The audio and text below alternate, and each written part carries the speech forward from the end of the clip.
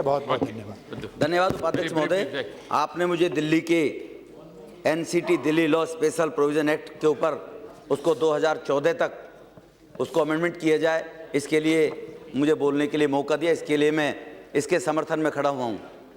माननीय उपाध्यक्ष महोदय, ये बिल लाने की जरूरत क्यों पड़ी?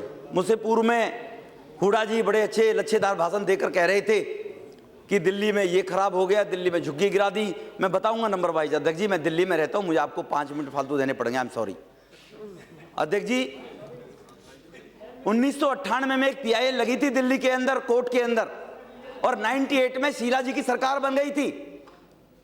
और उस सरकार के बनने के बाद सुप्रीम कोर्ट ने आदेश दे दिए कि दिल्ली में जो अधिकृत कॉलोनी बसी हुई हैं, जिनको 93 से 98 तक बीजेपी की सरकार ने नरसिम्हा सरकार को पास होने के लिए प्रस्ताव भेज रखा था जी।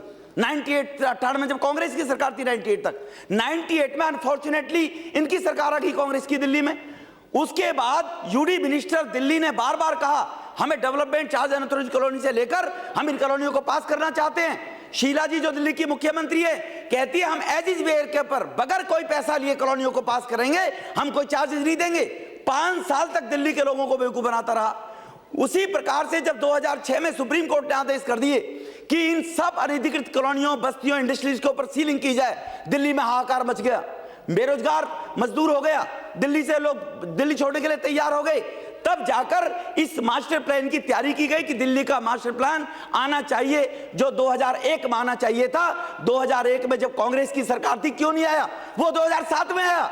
2007 में आने के बाद जब लगा कांग्रेस को कि कांग्रेस की हत्या होने लगी है, जब कांग्रेस की सरकार, दिल्ली में आपकी सरकार थी, दिल्ली में आपकी सरकार थी, मास्टर प्लान दिल्ली ने बनाना था, केंद्र ने नहीं बनाना था।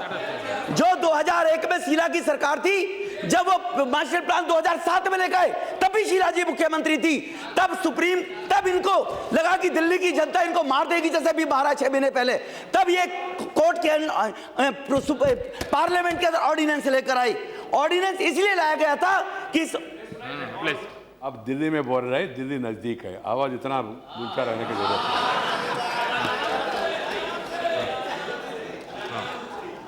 अध्यक्ष जी, 2007 में तब ऑर्डिनेंस लाया गया दिल्ली, क्योंकि 2008 में चुनाव थे दिल्ली के, और 2008 में दिल्ली के चुनाव थे, ऑर्डिनेंस आ गया। अध्यक्ष जी, जहां लोग, अभी स्वागत राय जी बोल रहे थे, मैंने कई बार देखा, बड़े वरिष्ठ हैं, सीनियर हैं, इंटेलिजेंट भी लगते थे मुझे तो, लेकिन आज वो बोल रहे थे कि दिल्ली में इस प्रोविजन के लाने से अनधिकृत कॉलोनियों को बढ़ावा मिलेगा। ये स्टे है, जो अभी तक संपत्तियां बनी हुई हैं उनको एज इट इज रखा जाए, उसके लिए बिल लाया गया है, ना कि अनधिकृत कॉलोनी बनाने के लिए बिल लाया गया है। नंबर 1। नंबर 2, जो अध्यक्ष जी, आई एम सॉरी, मैं दिल्ली से रहने वाला हूं, मेरी पीड़ा है, और मैंने मंत्री जी से हमने रिक्वेस्ट की थी, हुडा साहब, जो वो झुग्गियां गिरी थी, नेशनल ट्रिब्यूनल ने जिसके ऑर्डर किए थे, जो आपकी सरकार थी, वो 2000 पहले की कंस्ट्रक्शन पर तक ये बिल लागू होता था, और वो 2012 में डली हुई थी।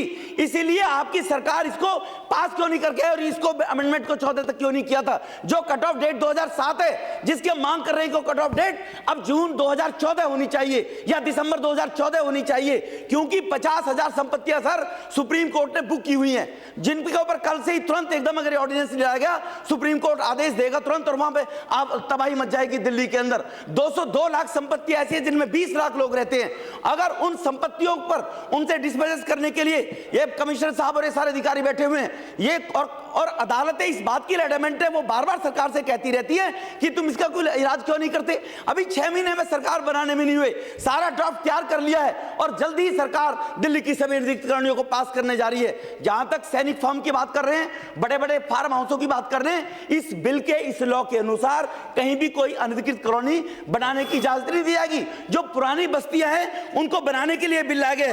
अध्यक्ष जी, आई एम सॉरी सर, इस बिल के अनुसार अगर ये बिल 2014 तक, सर एक मिनट सर, 2 मिनट में खत्म कर रहा हूं, अगर ये बिल सर मेरे पास जिसके फैक्ट्स हैं, सुप्रीम कोर्ट ने डीएमसी एक्ट 466 के तहत आदेश दे दिए कि एमसीडी के लोग उनके खिलाफ मुकदमे दर्ज करें। अगर लोगों के खिलाफ मुकदमे दर्ज होने शुरू हो गए, जो डीएमसी एक्ट लागू हो गया, इसलिए इस बिल को 14 जून तक बढ़ाने के लिए और इसको पास करें। मैं सरकार से निवेदन करूंगा इसमें अमेंडमेंट किया जाए कि इसकी कट ऑफ डेट 2007 की बजाय 2014 रखी जाए।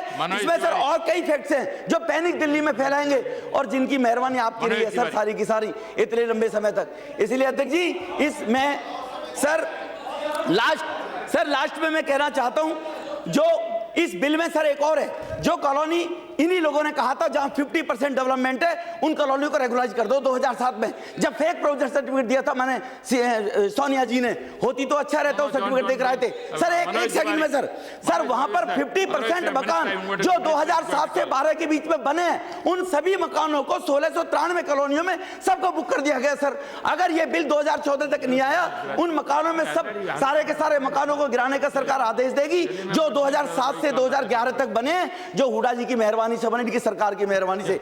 और सर कॉन्स्टिट्यूएंसी लगती आपकी थी, राहुल गांधी क्यों गए थे? आपको जाना चाहिए था बिल्डर के सामने, तो उसकी लगती कॉन्स्टिट्यूएंसी आपकी थी। इसलिए सर ये जो नौटंकी करते हैं, अभी भाई वो कह रहे थे कि इन्होंने जो नौटंकी की है सर।